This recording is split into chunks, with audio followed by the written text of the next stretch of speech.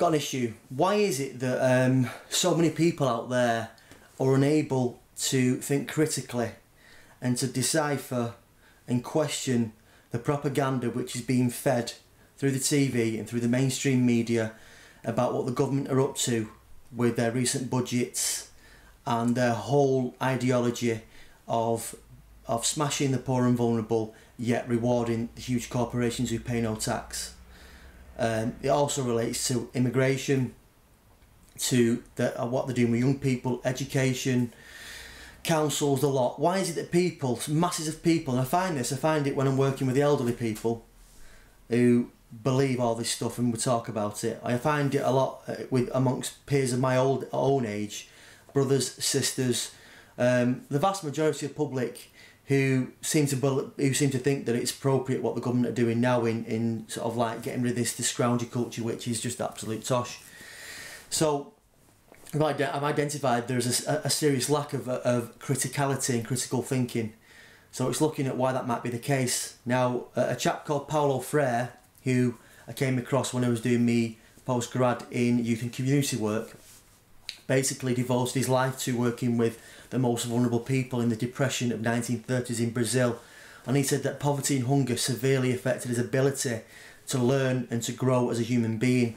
So he developed a style of education which was with groups of oppressed people on plantations and poor areas of Brazil, which enabled them to fully understand their own situation, to learn to read and write as basic things, because obviously if you can't read and write, you don't understand the system that you're in, and for them then to sort of like begin to make their sort of like progression towards becoming free, basically, which is what education should be all about. Is about the pursuit of freedom, the pursuit of knowledge, self-awareness, and to bring out what is already inside of you, which is educare, to bring out and lead forth what is inside of you. But the reason why we perhaps have got this issue is that at school we get taught obedience, and this is something which is really prevalent in the older generations, because they knew that they had betters, they knew there was a class system, they wouldn't challenge the police, wouldn't challenge priests, wouldn't even challenge the parents. So that has been drummed in and ingrained in so deeply that they're still in that situation now. And our education system works in a way which Paulo Freire would call the educational banking system. Now, the educational banking system, I've just got a quote here for you because I'll use his own words, is: the banking concept of education, knowledge, is a gift bestowed by those who consider themselves knowledgeable upon those who may consider themselves know nothing. So it's a model where it's a top-down model of hierarchy that completely devalues the learner, the child, and that child knows nothing. It's an empty vessel. Whereas the hierarchy, those who know, those who've been trained, know everything, and those there have got nothing to learn from those here. When in fact, my experience as a youth worker and my experience as an informal educator is completely to the contrary. Where I'll use his quote again, where whoever teaches learns in the act of teaching, and whoever learns teaches in the act of learning. So it's an inequality of education where both parties gain just as much from each other's participation. And it's like, for example, when you learn so much from your kids, even though obviously they're a lot younger than you, the lessons that they can give to you are really valuable and can help you in your development as a person and as a parent. But we have this system which completely undermines young people and children because they don't have a voice and they don't vote. And in fact, youth in general and youth culture is a threat, because youth have this vigour, youth have this aggression, you have this passion for life which bucks the system. And ideally what we should do as a society is listen to them, because they can sort of like be the control, they can be like a measure for development. You know, we do need radicalisation, even though they use that term in a bad way. When you have free radicals in your body, it helps the body to stay healthy, and because it rejects cells which are no longer of use. For example, conservatism and other forms of ideology which are completely irrelevant now. I mean, the education system was developed as a mechanism to help develop the Industrial Revolution. So it's sort of like it treats children as commodities. It puts them together in age range in a factory setting, and the learning is a tool to progress which fits into the economy.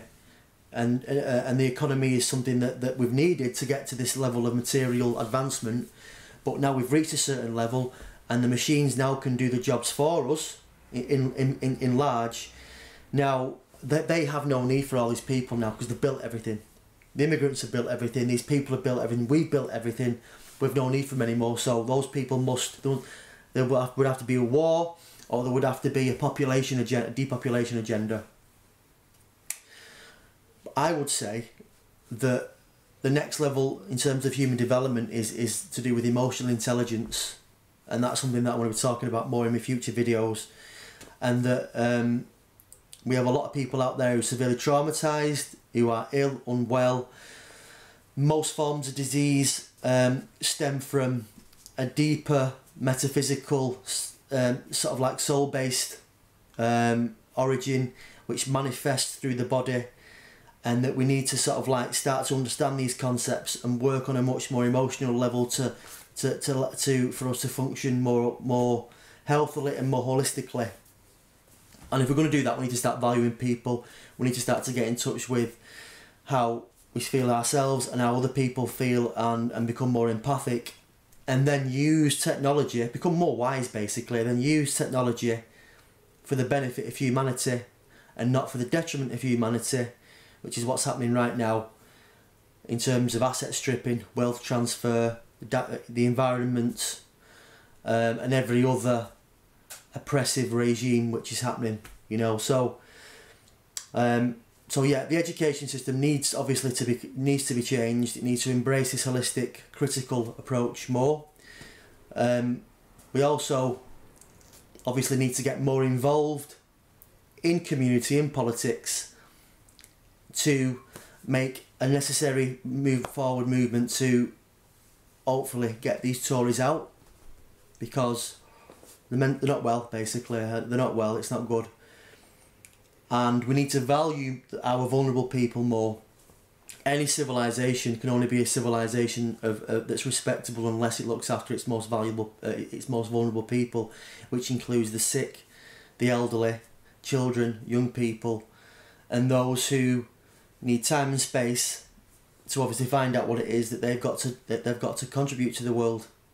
So if you want to check out Paulo Freire's most famous book, it's called The Pedagogy of the Oppressed. It's worth the read. It's not the easiest read because it's been translated from Brazilian into English, but it's a really good critique on our education system, a really good critique on authoritarian structures, and it is a fantastic resource for anybody working in a teaching or mentoring capacity, for them to change their methods and to question themselves, and to become more aware of how to focus their learning approaches based upon a learner for their own development, for them to enable them to take full responsibility of their own life. Okay.